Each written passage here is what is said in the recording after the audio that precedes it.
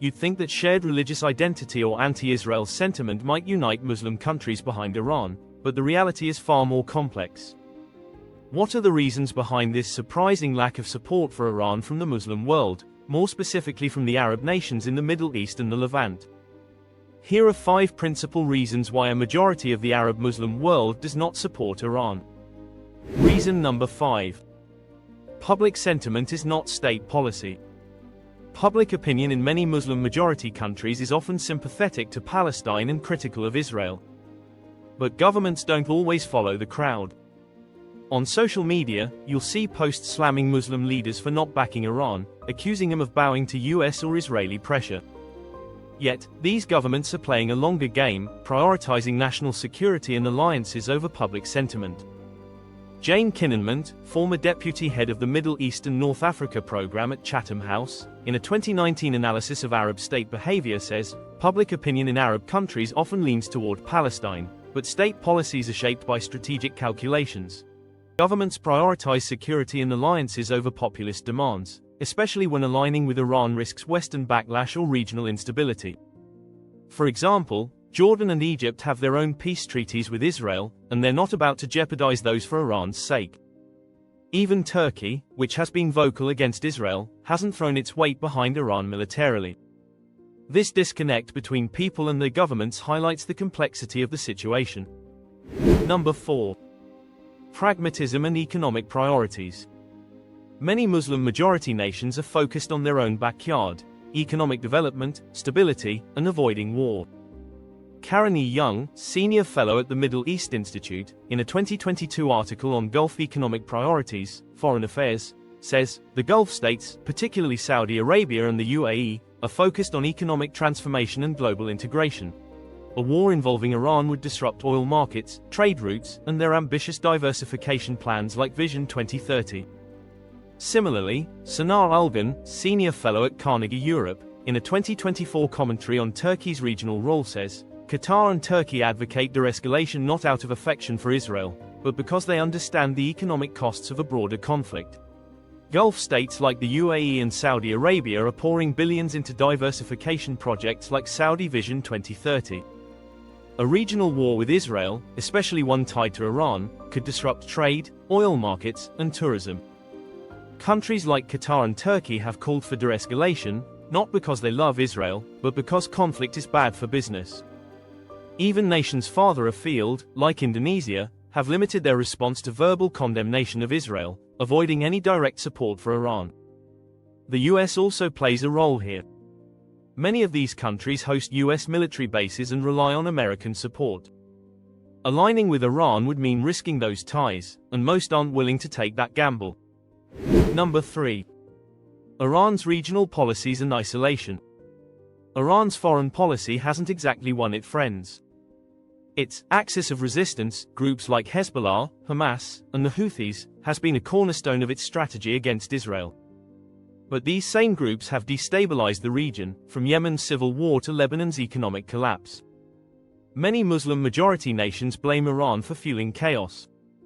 F. Gregory Gorse III, professor of international affairs at Texas A&M University, in a 2021 article on Iran's regional influence says, Iran's support for non-state actors like Hezbollah and the Houthis has alienated many Arab governments, who see Tehran's policies as destabilizing and self-serving rather than a genuine defense of Muslim causes. Likewise, Lena Khatib, director of the SOAS Middle East Institute, in a 2023 analysis of Iran-Syria relations says, Iran's role in propping up Assad's regime in Syria, at the cost of hundreds of thousands of Sunni lives, has made it a pariah among many Arab states. This history overshadows any call for unity against Israel. Take Bahrain, for example. It's a Sunni-ruled country with a Shia majority, and it sees Iran as a direct threat to its stability. Egypt and Jordan, meanwhile, have condemned Israel's strikes but stopped short of supporting Iran, focusing instead on diplomacy. Why? Because Iran's meddling in Arab affairs, whether in Iraq, Syria, or Yemen, has made it a pariah. It is also argued that Iran's support for Palestinian causes is more about gaining legitimacy than genuine solidarity. This skepticism makes it harder for Iran to rally Muslim nations to its side. Number 2. Geopolitical rivalries and the Abraham Accords. Over the past few years, several Muslim-majority countries, especially in the Gulf, have shifted closer to Israel. The Abraham Accords, signed in 2020, were a game-changer.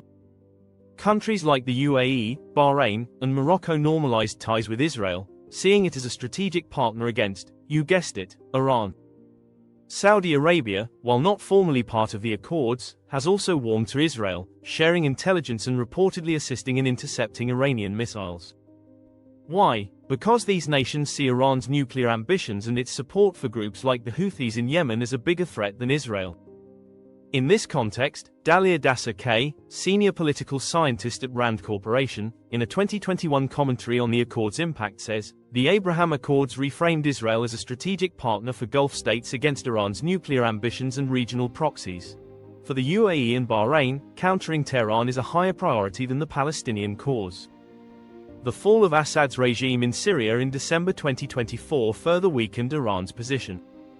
Stephen A. Cook, Senior Fellow for Middle East and Africa Studies at the Council on Foreign Relations, in a January 2025 article on Syria's transition says, the fall of Assad in 2024 was a strategic blow to Iran, as Syria's new leadership rejected Tehran's use of its territory. This signaled to Arab states that Iran's regional influence is waning, reducing their incentive to back it. Syria's new government has publicly refused to let Iran use its territory to attack Israel, signaling a major shift. These countries aren't just staying neutral, they're actively distancing themselves from Iran's conflict. For Gulf states, a nuclear-armed Iran is an existential danger. Number 1. The Sunni-Shia divide. The Sunni-Shia divide is the elephant in the room. Iran is a Shia-majority country, and it's positioned itself as the champion of Shia communities across the Middle East. But most Muslim-majority nations, like Saudi Arabia, the UAE, Jordan, and Egypt, are Sunni-led. This isn't just a religious difference, it's a geopolitical fault line. Vali Nasser, professor at Johns Hopkins School of Advanced International Studies, in his 2016 book The Shia Revival, says, the Sunni-Shia divide is not just religious but a competition for regional dominance, where Iran's actions are seen as a threat by Sunni states.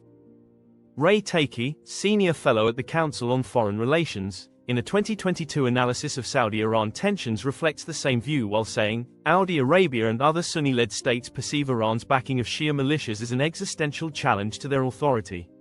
This sectarian lens shapes their reluctance to support Iran, even when Israel is the adversary. Iran's support for Shia groups like Hezbollah in Lebanon or militias in Iraq has made Sunni governments nervous. They see Iran's actions as an attempt to spread Shia influence, not just stand up for Muslim causes. For example, Iran backed Bashar al-Assad's regime in Syria, which killed hundreds of thousands of mostly Sunni Muslims during the civil war. That's left a bitter taste in the mouths of many Sunni-led nations. Analysts have pointed out that some Sunni countries even allowed Israel to use their airspace to strike Iran. Why? Because for these nations, countering Iran's influence often outweighs any shared anti-Israel sentiment. This divide is a key reason why Iran's calls for unity aren't being answered.